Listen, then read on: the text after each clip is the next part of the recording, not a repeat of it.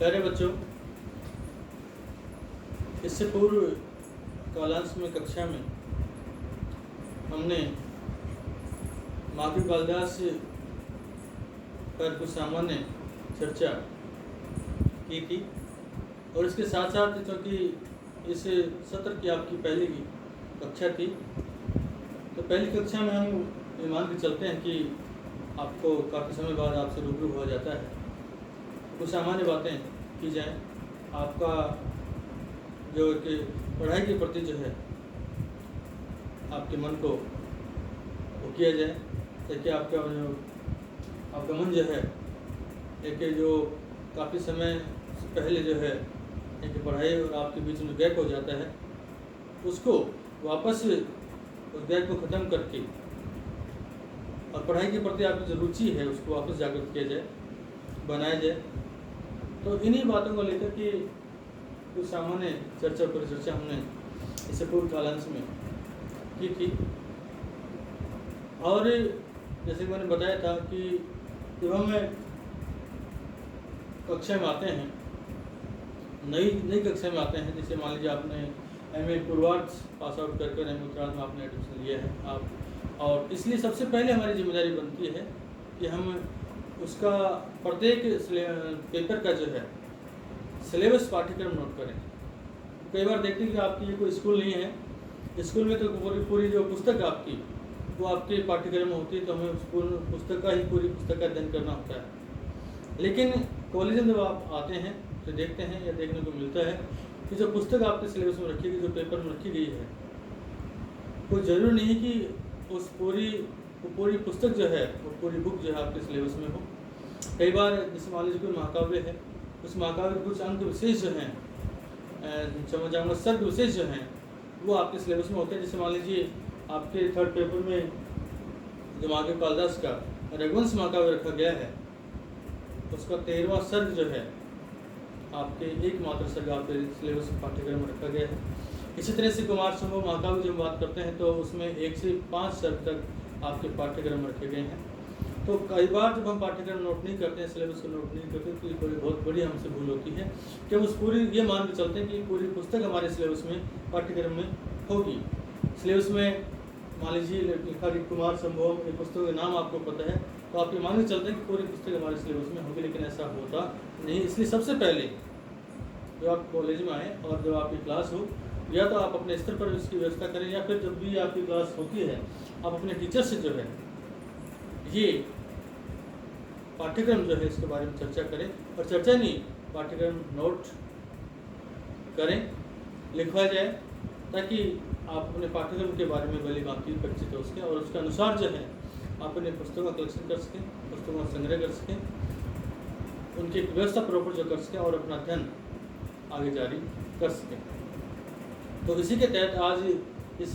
कालांश में आपको मैं एमए उत्तरार्ध संस्कृत थर्ड प्रश्न पत्र आपका है, इसमें जो आपने कवि अथवा लेखक विशेष का अध्ययन के रूप में माधवी कालिदास का चयन किया है, इसका जो सिलेबस है पाठ्यक्रम वो नोट करना चाहूँगा कि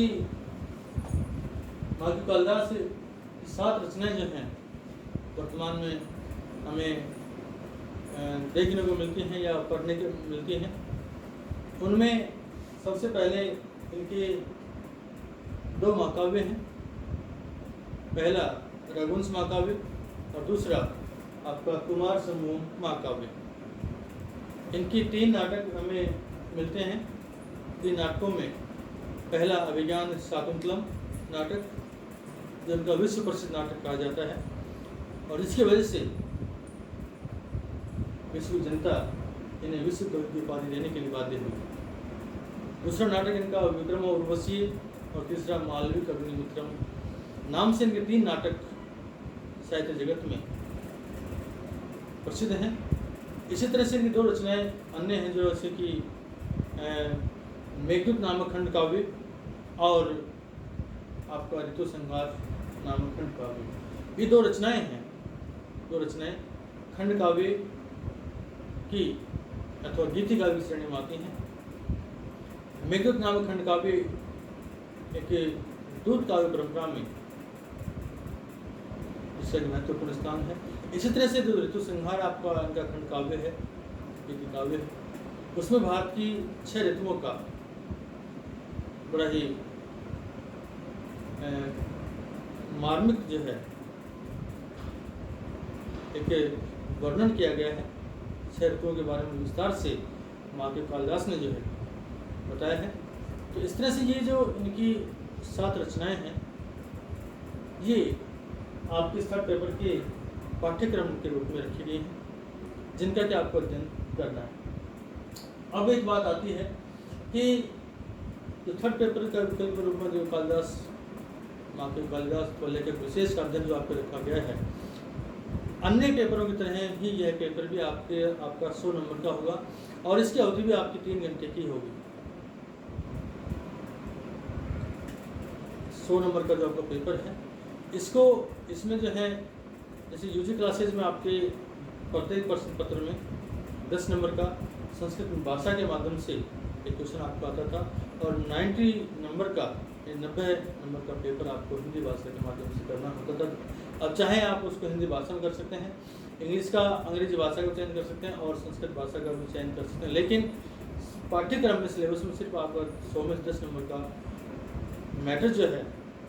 वह आपके संस्कृत भाषा के माध्यम से पूछने के लिए रखा गया है। अब पीजी क्लासेज में एमए में आपका 100 में से 20% नंबर संस्कृत में पूछा जाएगा आपको और 80% नंबर का जो पेपर आपको हिंदी भाषा में करना होगा। उसमें चाहे आप तीनों भाषाओं में से, चाहे हिंदी, अंग्रेजी और संस्कृत, किसी भाषा का आप चयन कर सकते हैं। ये तो आपका अन्य पेपरों की तरह ही समय की अवधि 3 घंटे होगी और आपका प्रश्न पत्र 100 नंबर का होगा और इसमें 20 नंबर का मैटर संस्कृत भाषा में प्रश्नव्य है और 80 नंबर का जो मैटर है आपका वो हिंदी भाषा के माध्यम से आपको पूछा जाएगा। यानी आपको हिंदी भाषा के माध्यम से आपको 80% मैटर का जो क्वेश्चंस हैं उनका आंसर देना होगा। अब कौन सी पुस्तक कितने नंबर की आपके इसमें पाठ्यक्रम में रखी गई है, ये भी आपके लिए बड़ा ही महत्वपूर्ण है। तो ये बताना चाहूँगा आपको कि इसमें जो 7 रचनाएं हैं आपकी, इन 7 रचनाओं में इसके सिलेबस में ऋतु संहार का उल्लेख तो किया गया है, लेकिन जब हम इसके अंकों का डिवाइडेशन करते हैं, विभाजन करते हैं, तो उसमें ऋतु संहार का उल्लेख नहीं मिलता है। तो कुल मिलाकर आपका इनका जो वो है माधव कालिदास की तृतीय प्रश्न पत्र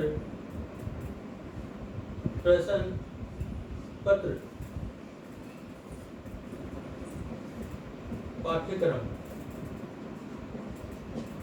तृतीय प्रश्न पत्र पाठ्यक्रम,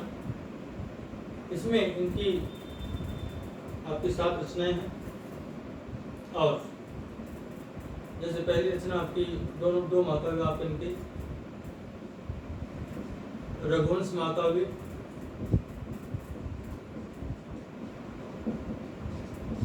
और दूसरा आपका इस प्रांत का कुमार संभोम महाकाव्य,